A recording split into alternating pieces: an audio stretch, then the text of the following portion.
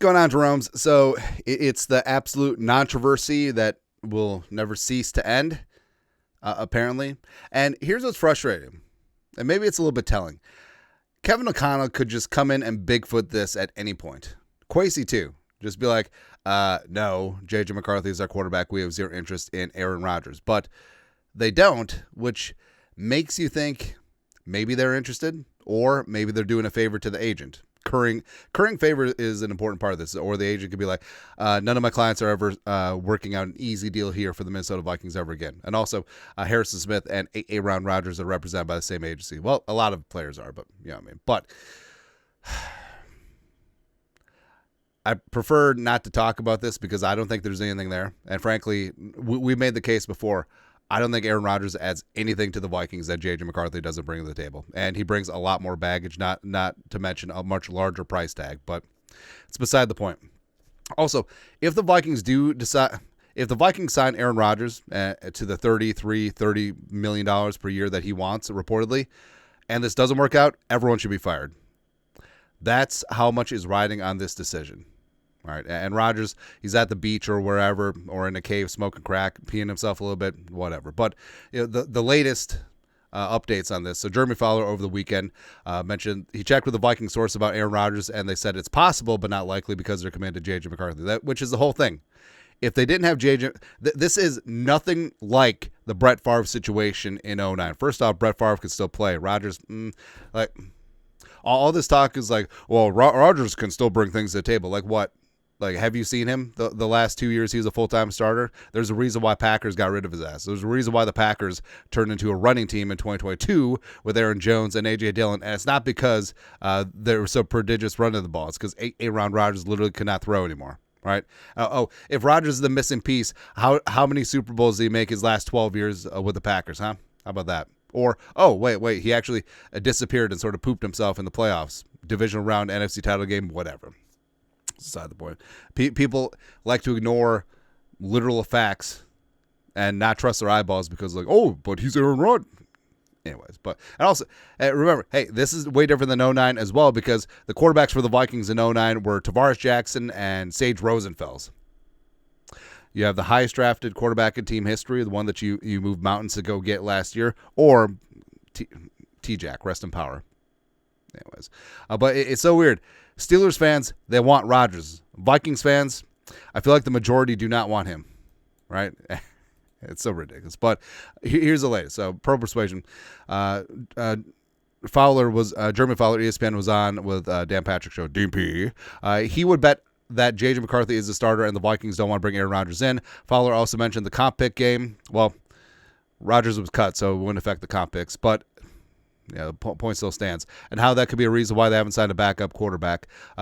Team needs dominoes to fall. So the Vikings certainly could be interested in a backup quarterback, but I mean, they're probably not going to break the bank. They're probably not going to pay $5-6 million a year for a backup quarterback. That's why, I don't know, guys like Drew Lock could fit that bill because the line of demarcation for the 7th round pick is about $3.5 million. So if you can stay below that in terms of average per year, also looking at Flacco, also looking at Tannehill, sure. But I feel like Fowler has been the voice of reason in the majority of this because he's obviously very well connected and he doesn't have a dog in the fight where it's like, I need this to happen to uphold my reputation, which we'll get to. Dan Graziano, ESPN, talking about, oh, by the way, judging overreactions to deals trades, talk about how the Vikings are going to take back the North. Overreaction, F you. But talks about, sort of touches base here with Rodgers. Left to sign J.J. McCarthy, who was the 10th pick of last year's draft but missed his entire rookie year due to a knee injury, is ostensibly in line to start, but he's an unknown. Isn't every single quarterback that comes into the league a complete unknown, like a Rolling Stone? Huh? I know. There's ways that you can draft a quarterback, and he has 6 years of NFL experience just right away. It's amazing what happens. It's crazy. Yeah. And the team is, at least at this writing, considering signing Aaron Rodgers, who would obviously start to have, obviously.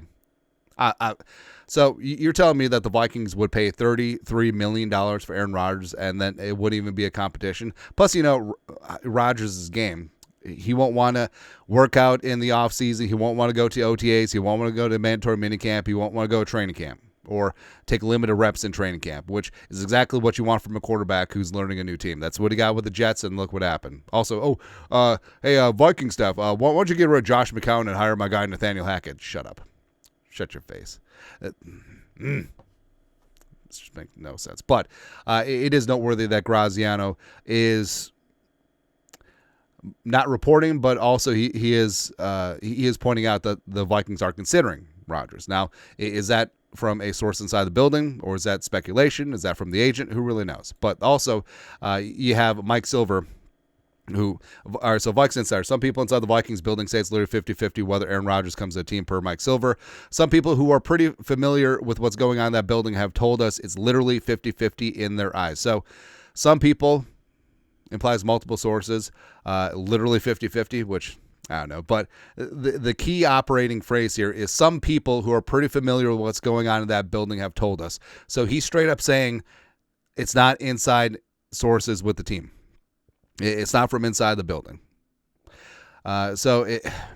This just seems like agent spin the entire time. And as we pointed out, it's only The Athletic that's really gone hard in the paint. Jeremy Fowler's basically saying no. Graziano essentially said, yeah, they're considering, and that's basically what guys like Garfalo, Tom Pelissero have as well. But I don't know.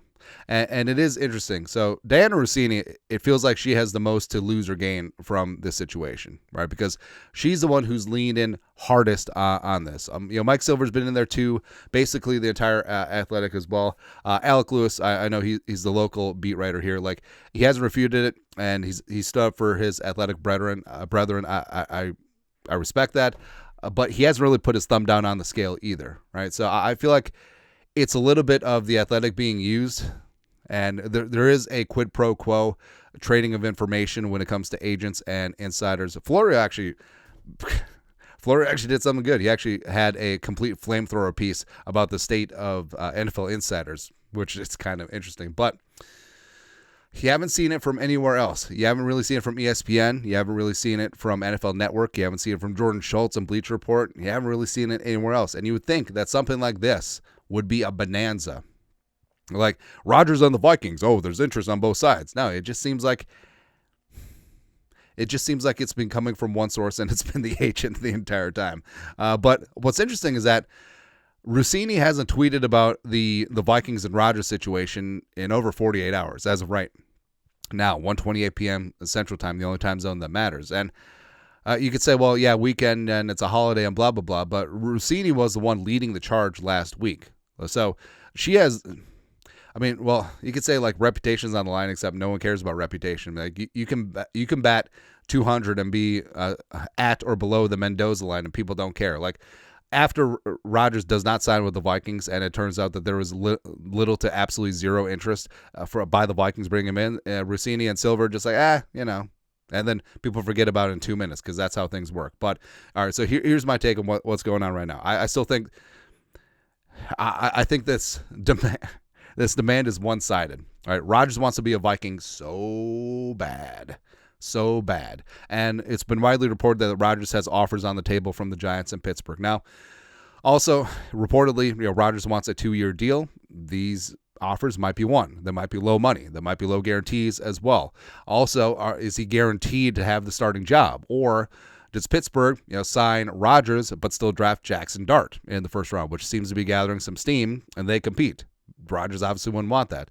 The Vikings seem committed to J.J. McCarthy, but would consider Rodgers cheap, also as a non-guaranteed quarterback one. I honestly just do not see Kevin O'Connell, because also reportedly it's Kevin O'Connell has the final say on things. It's not ownership, it's not Kwesi, it's Kevin O'Connell, since it's a quarterback position. I just don't see Kevin O'Connell spouting off all this nonsense. We love J.J. McCarthy. He's the future franchise guy. And then just completely turncoat and be like, oh, Aaron Rodgers, here's $33 million and you're guaranteed starting quarterback one. What message does that send to J.J. McCarthy? What message does that send to the team? Now, I understand, like, this would fuel J.J. McCarthy and, frankly, would probably start his villain arc.